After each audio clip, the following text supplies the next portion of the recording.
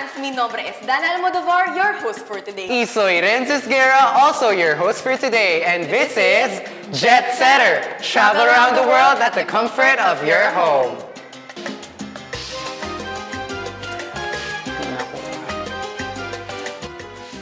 Renz, bakit kami suot na sombrero? Wala lang kasi feel ko lang talaga na mag-celebrate ngayon kasi syempre it's our last episode at ganun kaya sa ibang countries, talagang fun na fun talaga. Bakit naman? Anong klaseng celebration ba yan? Fiesta? Actually, that's my idea for celebrating kasi pag fiesta, it's where everyone enjoys every moment as they celebrate something to be thankful for. Tama ka dyan, Renz, kasi dahil kitang-kita naman talaga dito sa Philippines ang fiesta dahil naging part na siya ng ating kultura. Pero alam mo ba, Danah, na may isang country na talaga mahilig din sa fiesta, yan ang Mexico.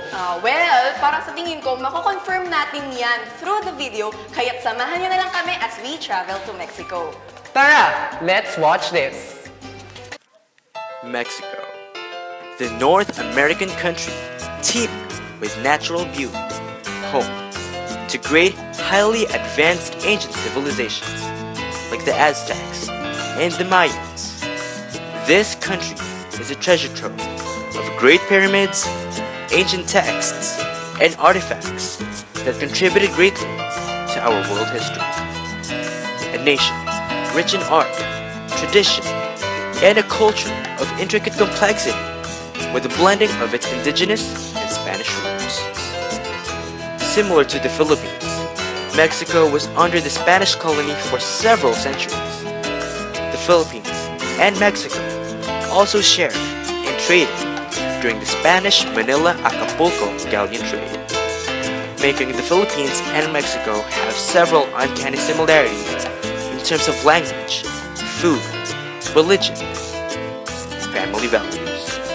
Did you know that the words nanay and tatay originated from the language of the ancient Aztec Empire? There was even a Filipino who participated in Mexico's quest for independence. Needless to say, Mexico and the Philippines hold an intimate relationship in terms of identity and culture. But the galleon trade wasn't the last time Mexico introduced something to the Philippines. Mexican telenovelas such as Ruby and Marimar took the Philippines by storm. The Philippines loved these foreign shows and took it as our home. Its influence was so strong, we started remaking and producing similar content, giving birth to teleseries.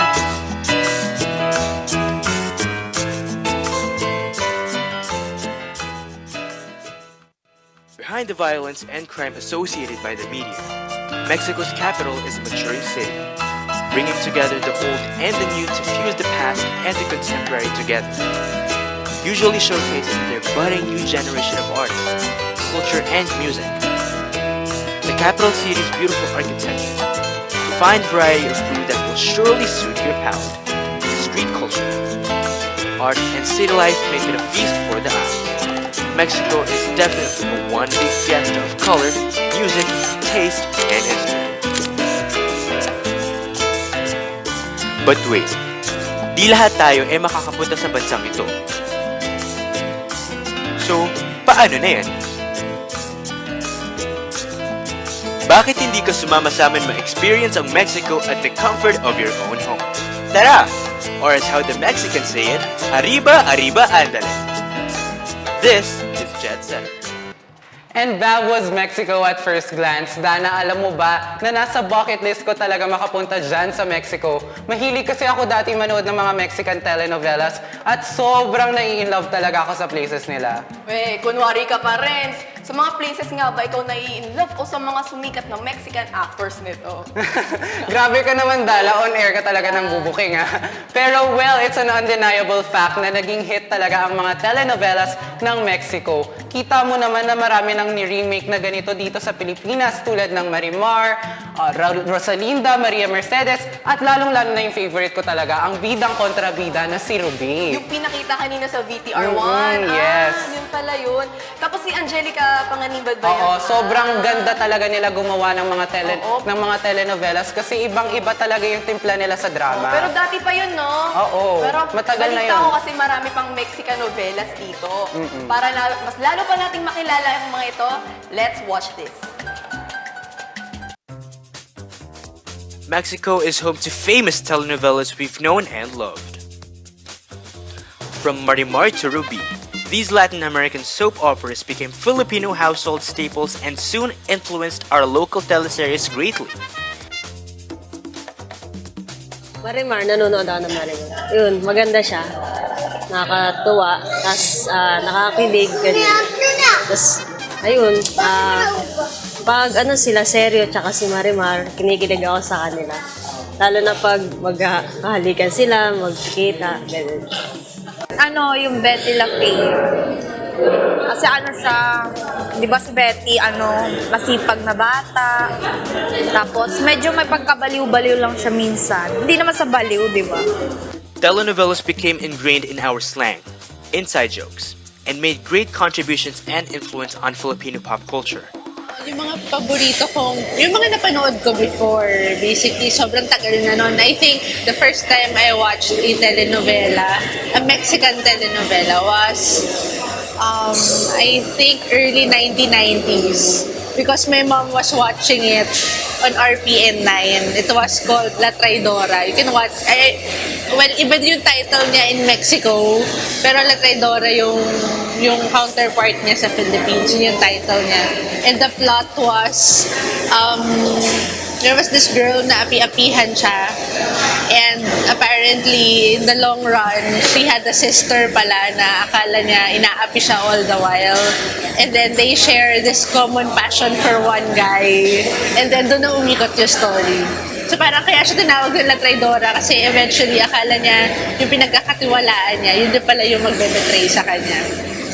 And then another teleserye that I watched, a Mexican telenovela that I watched was Chabelita, because yung plot niya is very fun, very young, very dynamic. Alam mo yun, parang it's different from the usual Mexican telenovela plot. Pero, yung story niya, very ordinary. It just so happens that the main character is a child who's very bibo, and personality, nag-play sila doon sa personality ng character ng bata. So, yun, that's it. Could our love for telenovelas be because of our same history in terms of cultural influence with Mexicans during the Spanish regime? Who knows? But one thing is for sure, like it or not, these telenovelas that make us kilig, happy, and cry are here to stay. Did you see that? Ang dami talaga mga Pinoy na hanggang ngayon nanghuhumaling pa rin sa mga Mexican telenovelas. Yes, Renz. And now that we already have a glimpse of Mexican novelas, wait lang, magkwento ka muna kung ano yung mga Mexican novelas na napanood mo. Well, actually, yung one of my favorites talaga is yung Ruby nga. Kanina ko pa talaga sinasabi. Si Angelica Panganiban yun. Tapos, ang ganda talaga kasi ng kwento, ng drama. Sobrang ganda rin ng pagka-cinematography niya and everything. Sobrang ganda talaga. Kaya, nung simula pa lang, talagang sinubaybayan ko na siya. Kasi hindi ako masyadong mahilig sa mga Mexican novelas. You should try. Kasi iba din yung timpla kasi nila ng drama. Sa timpla natin ng drama dito sa Philippines. Sige, later on, we will be talking more things about Mexico because coming up next is our What the Fact, but this time, it's with a twist. So stay tuned because we'll be right back here on Jetsetter. Travel around the world at the comfort of your home.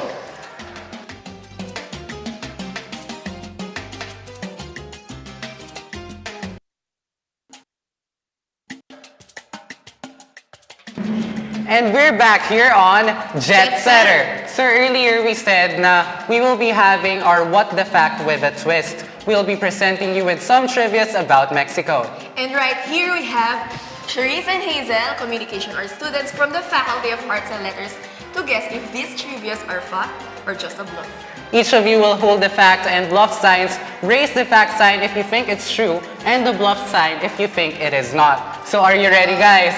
Ready Ready na kami. Yan, gustong-gusto ko yan. Game sila for What the fact?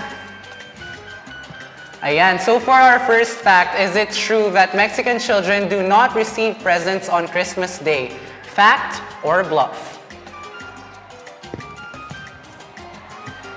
Bluff. Okay. Bluff yung sagot nila. Pero guys, the true answer is, it's a fact.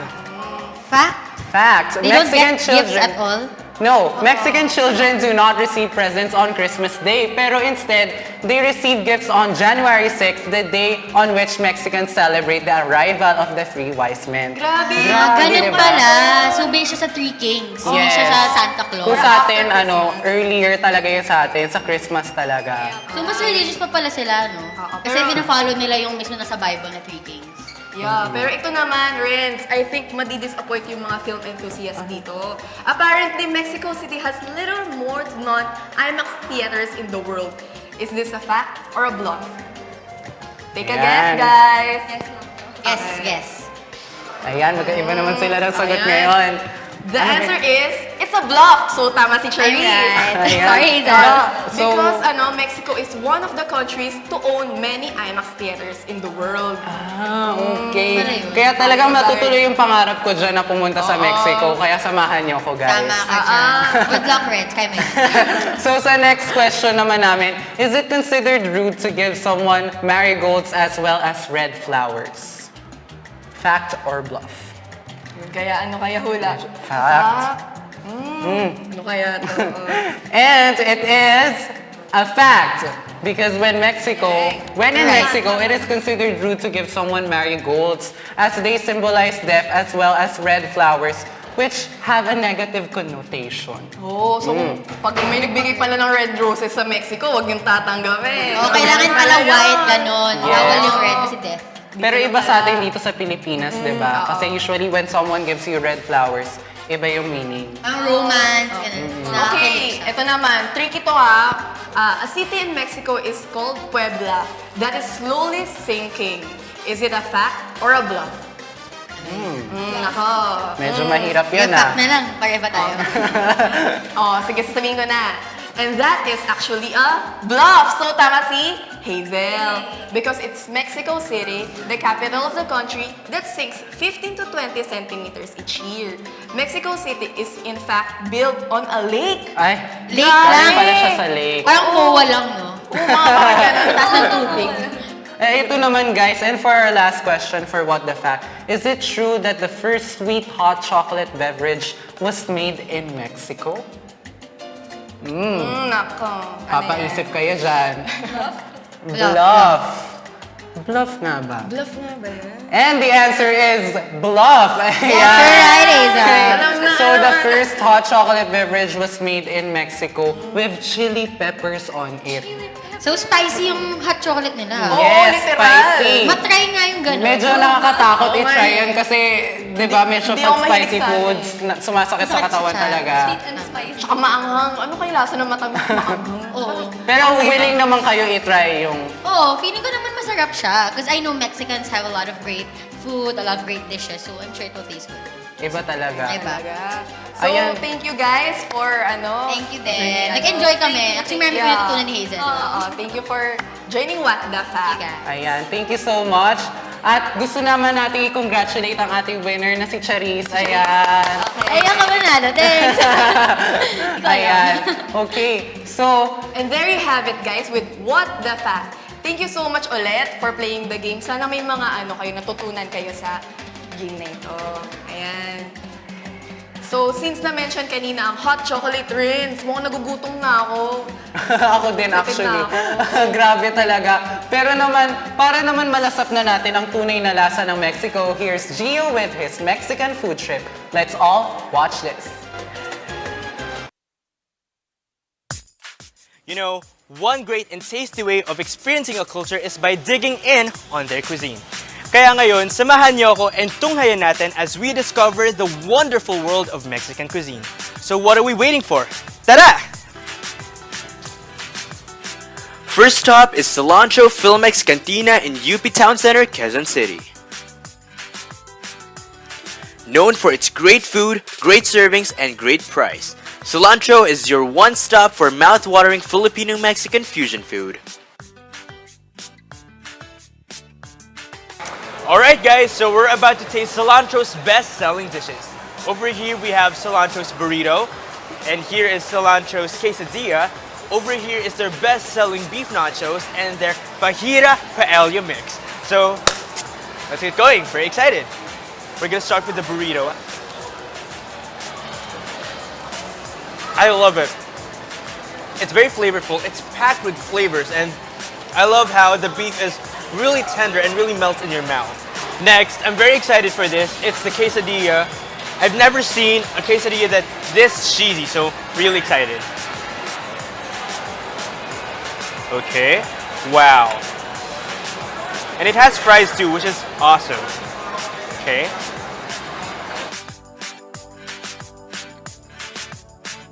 I've never tasted a more cheesy quesadilla before.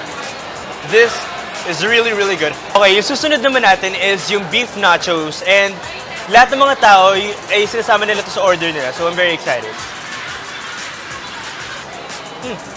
It's really good. I love the beef, it's very tender, and it's very smoky, It has a very smoky flavor to it. I love it. Okay, next is their famous paella fajita mix. So, kainin natin to. So we're gonna squeeze this with some zest, of course. Every paella has to be squeezed with a zest.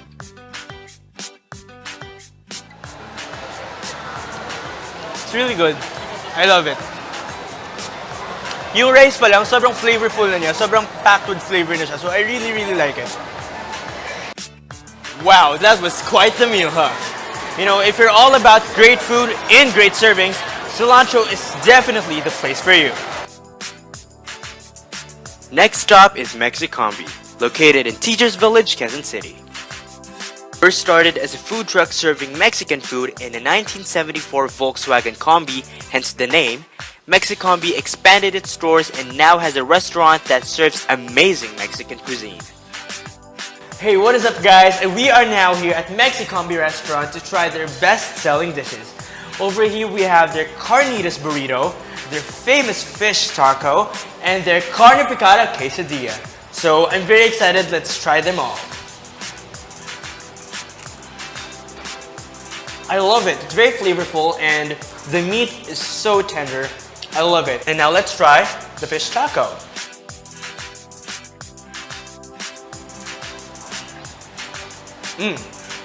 Oh wow! I've tasted a lot of fish tacos before, but this one really, really takes the cake.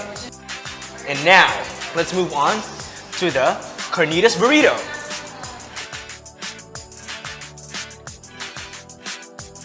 Even without the dip, it's really, really good. I love how the rice really has a lot of flavor to it, even if you don't taste the meat. Grabe, everything was worth the visit here dito sa Mexicombi. Yung food, the service, and the affordable price pa. So make sure you visit them here in Teachers Village and taste for yourself. So obviously, when it comes to Mexican food here in Manila, we have only reached the tip of the iceberg, for there are plenty more just waiting to be discovered. Once again, I am Gio Gamban for Takeoff. Adios!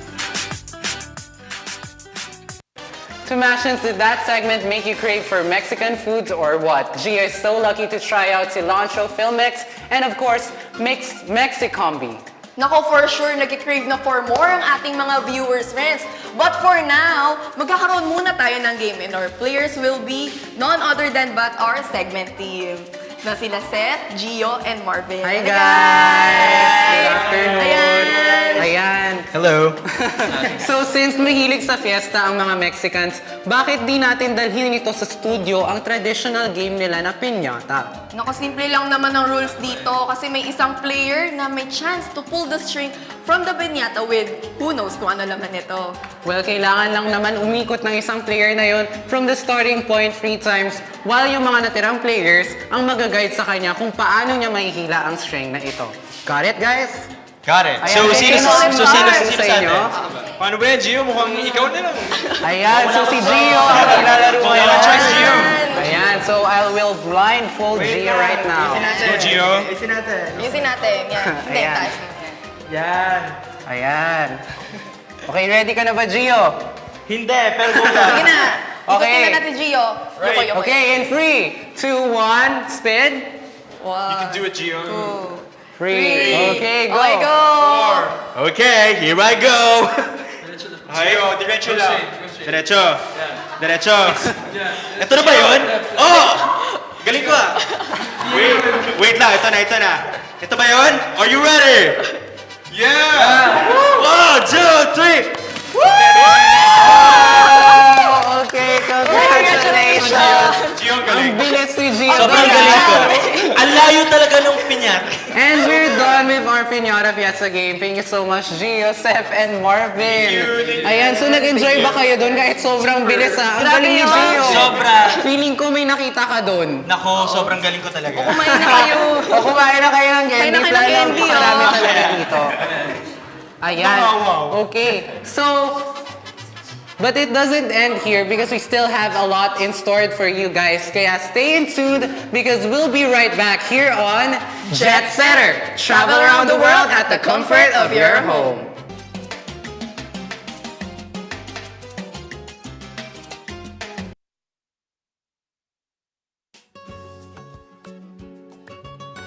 And we're back on Jetsetter. So Renz, nakita naman natin kanina kung paano in-enjoy ng segmentin ang Piñata Fiesta game dito sa studio. Oo nga, Danah, pero alam mo, ang fun nga nun. Pero gusto ko talaga sana sumali. But I needed to save some energy for this last episode for Jetsetter. Okay lang, that's okay Renz, dahil may bisita tayo ngayon. Uy! Oh, yan. Ito na si Gio. Hello, Gio! Oh, bakit? Ano mo dito? Ayan, kasi nung nag-segment shoot kami sa mga iba't ibang restaurants ng na Mexican style, na-inspire ako na gumawa ng sariling burrito na why not do something na very original and Tamashan related. So I made this, since mahilig ako kumain and gumawa ng mga burrito, ito yung tinatawag natin na Tamashan burrito. So I would like both of you to taste it. Grabe, thank you, Gio. Ito ba Nagpagawa yan? ka. Sobrang na-inspire talaga ako gumawa niya kasi I was feeling nostalgic. Wait lang, kakainin Kasi, Masarap ha? yes, masarap yan. Kasi yung burrito na yan is inspired by the 4 streets of the UST, namely Lacson, Dapitan, Pinoval, and España. Do you usually make this burrito or it was your first time to make this? It's my first time to make it and medyo skeptical ako sa ingredients kasi yung ingredients yan is yung siomay natin from Dapitan, tapa from Lacson, kikiam natin sa Pinoval, and bonchon chicken skin from wow, España. okay. Grabe naman, so Sige. Masarap yan. dumayo ka pa sa bawat So, Yes, nag-experiment talaga ako. Tara, let's try this na. Ayan. Yeah. So habang kinakain niya, I would like to just para explain na it's the perfect burrito to eat when you're feeling nostalgic, you want to look back in your college days. Kasi since it's very close to Tamashan's hearts, the hearts of the Tamashans, matutuwa sila dahil maalala nila yung mga experiences nila sa UST. Actually, masarap siya, Gio. Iba yung lasa niya. Kasi I've tried burritos before. Pero yung sa'yo, gusto ko yung nilagyan mo yung ng touch yung burrito mo into Gio talaga. Oo nga, ang sarap kasi. Not only Gio, pero Tamashans. Alam mo Yan. yun, parang nafe-feel pa rin namin Mexican cuisine dito kasi alam mo yun, kahit yung mga ingredients mo galing nasa dapitan, ganyan. It's feeling the vibe of Mexico in UST and also it's what we call it's your college life in a Ayan, burrito. so thank you so Thank you much, so much, Gio. Gio. And that was his very own version of the all-Tamashan breakfast burrito. Thank you sa pagdala nito ulit sa sa Oh, no problem. Ubusin niyo yan, ha? Oo, sige mamaya. Ayan. So guys, thank you so much again. Thank you, Gio. Ang sarap talaga ng burrito Gusto ko mo. siya ubusin mamaya eh. Sobrang sarap niya, promise. So we had a wonderful trip with you Tamashans, learning about different cultures of Japan, Saudi Arabia, Korea, and Mexico. But now, we must end our trip. But before we end our show, we would like to thank again our friends from Mexicombi and Cilantro Filmex. So if you missed out on our episode, just log in and go to our Facebook page, that's facebook.com/metapixelproductions, or follow us on Twitter at metapixeltv. We hope that you had an awesome experience of here in Mexico and the Philippines. Again, I am Renz Esguerra. And I am Danah Almodovar, and this is Jetsetter. Travel around the world at the comfort of your home. So, actually,